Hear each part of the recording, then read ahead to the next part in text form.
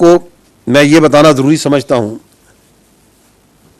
कि अल्हम्दुलिल्लाह अभी तक इन तमाम एंगेजमेंट्स में पाकिस्तान की फ़ौज की कोई कॉम्बैट कैजुअल्टी नहीं हुई है और ना ही पाकिस्तान एयरफोर्स का कोई त्यारा और एसेट उसको कोई नुकसान पहुंचा है।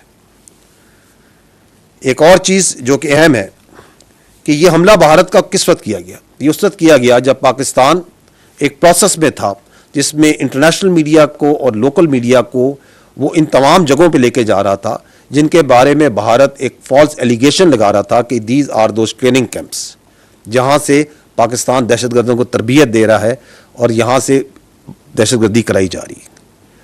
एंड दैट और because nothing of that sort is actually on ground, तो इंडिपेंडेंट मीडिया को वहाँ ले जाया जा रहा था।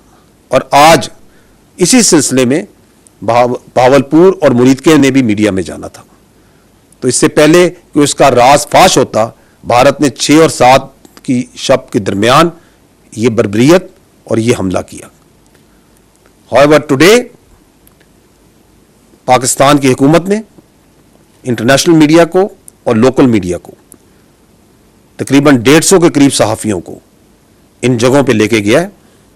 भावलपुर गए हैं, मुरीदके गए हैं, कोटली गए हैं और मुजफ्फराबाद गए हैं। और वो तमाम ख्याली ट्रेनिंग कैंप्स और दहशतगर्द की ख्याली अमाजगाहें उनको इन इंडिपेंडेंट जर्नलिस्ट ने ना सिर्फ खुद देखा है बल्कि वहां पे फिल्म बंदी की है, उसकी वीडियोस बनाई हैं। और ये आप इस वक्त दुनिया मीडिया की वसातत से, फ्री मीडिया की वसातत से उसको देख रही है और खुद अपनी जजमेंट ले रही है कि क्या वहां पे कोई दहशतगर्दी थी, उसके कोई आसार थे, या वो मसाजिद थी जहां पे आपने देखा जिस तरह उन्हें शहीद किया गया, जहां कुरान शहीद किए गए, या वहां पे वो घर थे, वो क्वार्टर्स थे, वो मासूम गरीब लोग रह रहे थे वहां पे और अपनी जिंदगियां गुजार रहे थे।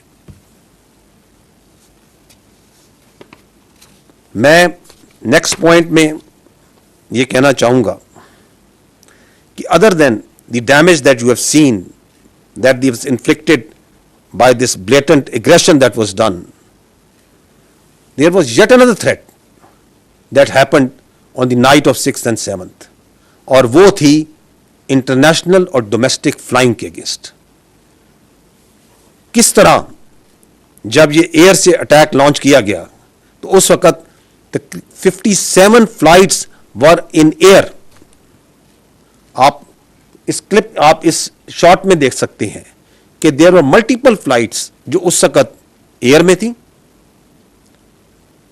और उसमें जो सैकड़ों हजारों जो मुसाफिर थे, their lives were put in grave danger. ये फ्लाइट्स ना सिर्फ पाकिस्तान की थी, पाकिस्तान की एयरलाइंस की थी, इसमें सऊदिया की भी थी, इसमें कतर की भी थी, एमिरेट्स की भी थी, इत्तेहाद की भी थी, गल्फ एयर की भी थी, चाइना की भी फ्लाइट्स थी, कोरियन भी थी, थाई भी थी और बहुत सी जगहों की फ्लाइट्स थी।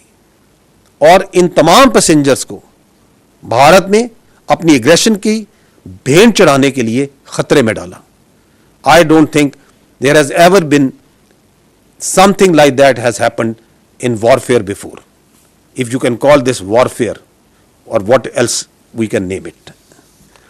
Another point that we observe, we talked about it a little in the morning, कि किस तरह जो नीलम झेलम पार हाइड्रो पावर प्रोजेक्ट है उसके ऊपर शेलिंग की गई और उसको निशाना बनाया गया।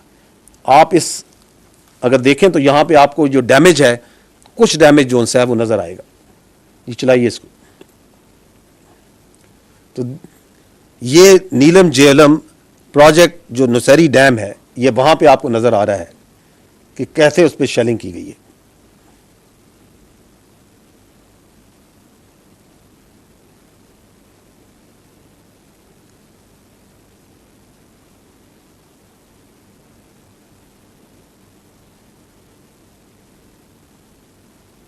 Important point two note is कि इसके बारे में आपकी इंटरनेशनल जो कम्युनिटी है या कन्वेंशंस हैं वो क्या कहते हैं।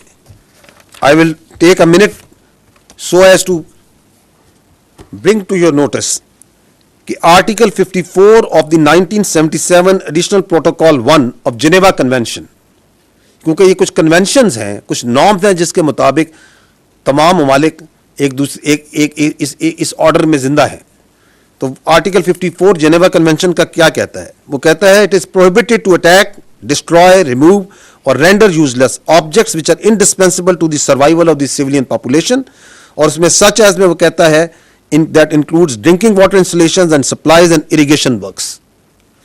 और additional protocol 1 of Geneva convention का आर्टिकल 56 इवन मोर एक्सप्लिसिटली कहता है works and installations containing dangerous forces namely dams, dykes and nuclear electrical generating stations shall not be made the object of attack even where these objects are military objectives if such attack may cause the release of dangerous forces and consequent severe losses amongst the civilian population। ये वो conventions हैं जिनके जरिए आप, मैं और महज़ब दुनिया एक दूसरे के साथ रहना पसंद करती है और रहती है। और जब आप हाइड्रो पावर स्ट्रक्चर्स को, जब आप डैम्स को निशाना बनाते हैं, तो you are in blatant violation of all these norms.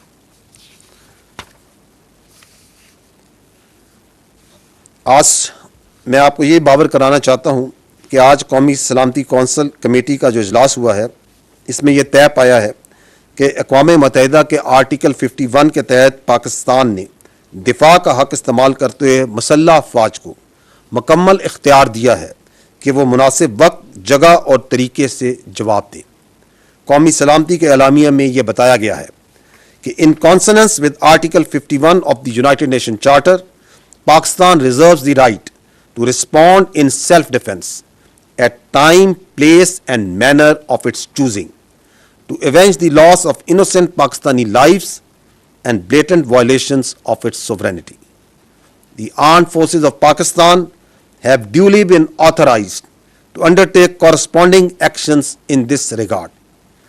Pakistan remains committed to peace with dignity and honor and reiterates that it shall never allow any violation of its sovereignty, territorial integrity or permit any harm to its proud people. आखिर में मैं सिर्फ ये कहना चाहूँगा कि कौम को अफवाज पाकिस्तान पे और अफवाज पाकिस्तान को अपनी बहादुर कौम पर फख्र है, और दोनों इस तरह मुत्तहिद हैं इस भारतीय जारहियत के खिलाफ। और हम अपने इस अज़म का आदा करते हैं कि हमारी अमन की ख्वाहिश, हमारी अमन की शदीद ख्वाहिश को कभी भी कमज़ोरी ना समझा जाए, क्योंकि अपने अवाम के तहफ़्फ़ुज़ पर, अपनी ज़मीन के तहफ़्फ़ुज़ पर अफवाज पाकिस्तान कभी कोई समझौता नहीं करेंगी। मैं यहाँ पर पूरी पाकिस्तानी कौम को खराज तहसीन पेश